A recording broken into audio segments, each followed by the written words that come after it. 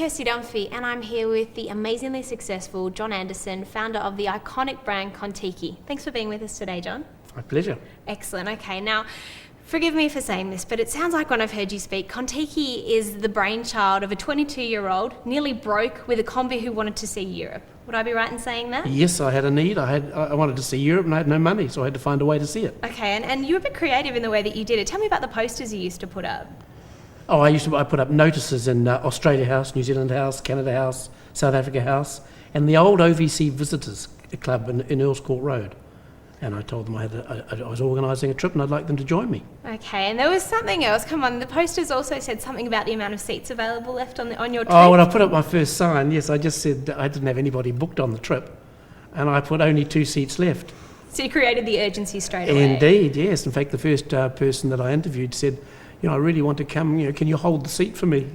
And you said, I think we potentially Indeed. can. Oh, yes, no problem about that. And how was that first trip? Where did you head off to? It was amazing. It was a 12-week trip, and we went off through Paris, right out down to Spain and to Greece and up through Yugoslavia, Scandinavia and back to London.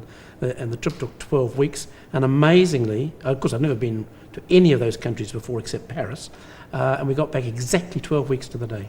Fantastic. Yes. So were you acting as tour manager yourself at that stage? I was the driver. You were the driver, I was everything. the manager, yeah, the cook, absolutely the chef. everything. No, the passengers did the cooking. Okay. And I just drove the little bus, and it was just an amazing experience.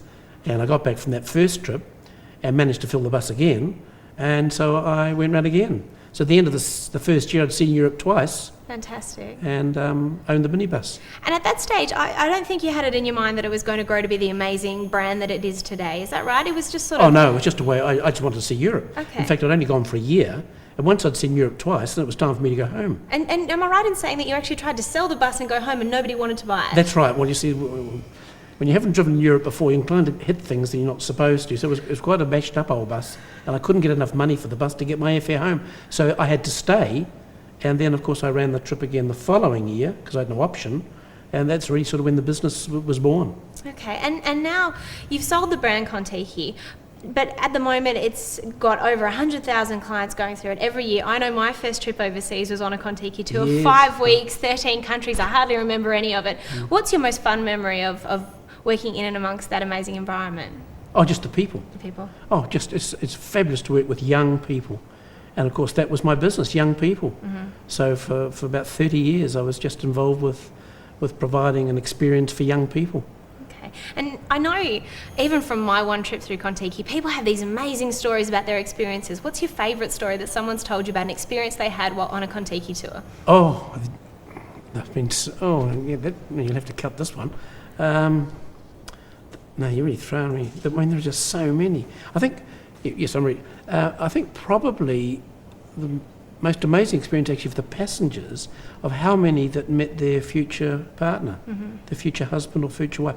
I had somebody contact me the other day. This girl went on a tour, didn't know anybody, Contiki tour, and she met her husband, she married him. The 3 bridesmaids and the 3 groomsmen were passengers. The godparents of the 2 children they subsequently had were passengers.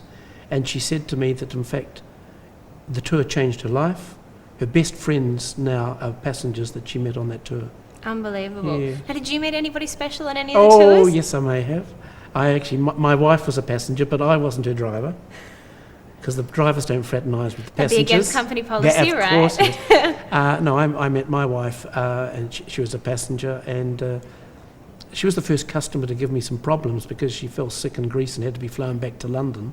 So I had to arrange for her to come back to London to be fixed up. But romance still blossomed. And yes, and eventually she went back and joined the tour, and I met the tour when it came back in again. And I thought she was quite nice. And been married to her now, it'll be 40 years in January. Sensational. Okay, now my favourite story, when I've heard you up on stage, you're now one of the most in-demand public speakers in Australia and New Zealand, in my opinion, one of the best that I've seen. My favourite story is when you tell about being in, I think it was Monte Carlo, and not having enough money to get the tour home. What happened there? Oh, that was on the second trip, that first year. And I'd been right around the whole route, and eventually I got to Nice in the French Riviera, and we had about 10 days to go to get back to London. But when I got to Nice, I realised I didn't have enough money to complete the route. So I had a real problem. So I worked out how much it would cost to go from Nice straight back to London and missing out Spain altogether, and I put the amount of money required in my left-hand pocket. And the rest of the passengers' money I put in my right-hand pocket. And the night before we were to go to Spain, when they'd all gone to bed, I got up, got dressed, got into my little bus, drove into Nice to the Club Mediterranee, which is the local municipal casino. And I parked the vehicle, and I went up the stairs and through the doors up to the cashier's desk, took the passengers' money out of my right-hand pocket, cashed it into chips, put some of the passengers' chips on red, because I had a red bus. I put some of the chips on pass, which are the high numbers, and I put some on the numbers and the splits, and eventually the croupier, spun the wheel, and eventually the ball fell, and the croupier said, 25 rouge à Paris pass. I'd won. I collected the chips, cashed them, put the money in my left-hand pocket, and the next day we continued on to Spain and you as did Spain. planned. Yes. But I used that as an anecdote because I took risks. I took huge risks in building the business. But every time I took a risk, I always made sure I had a fallback position. In the case of the casino, if I'd lost, I'd saved enough money in my left-hand pocket at least to get the passengers back to London. I think if I'd lost, I would have got them all to put an extra £5 and we still would have seen Spain. Okay. But you've got to take risks.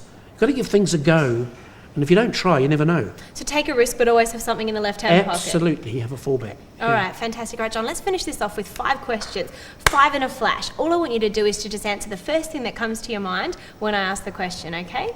Right. In your childhood, as far back as you can think, what was your first ever childhood ambition?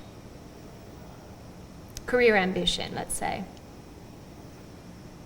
Actually, I wanted to have my own business. Okay, and so you did that? Yes. Fantastic. All right, what's your favourite book? Ooh. There's going to be some cutting here, isn't it? My favourite book.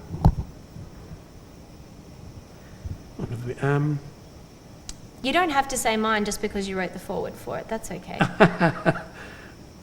Well, actually, I don't read very much. Okay. Like a pass. Pass? That's Yeah. okay. Television, good or evil? Oh, good. Good, okay. And you've mentioned to me in a previous chat that we've had that one of your biggest failures was building 2 big resorts when it wasn't the right move for you and that you weren't a hotelier. If you could go back in time, would you take that back or would you keep it for the experiences you had during that time?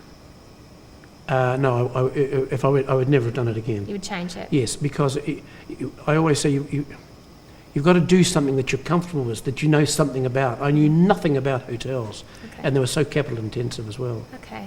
And final question, if you could go into business with any single person, alive or dead, who would be your dream business partner? Oh, Richard Branson. Richard Branson, all right. we'll Fair say call that. there. Very cool. All right, John, thank you so much for your time. It's been an absolute pleasure chatting with you this evening. Right, Kirsty. Thank you.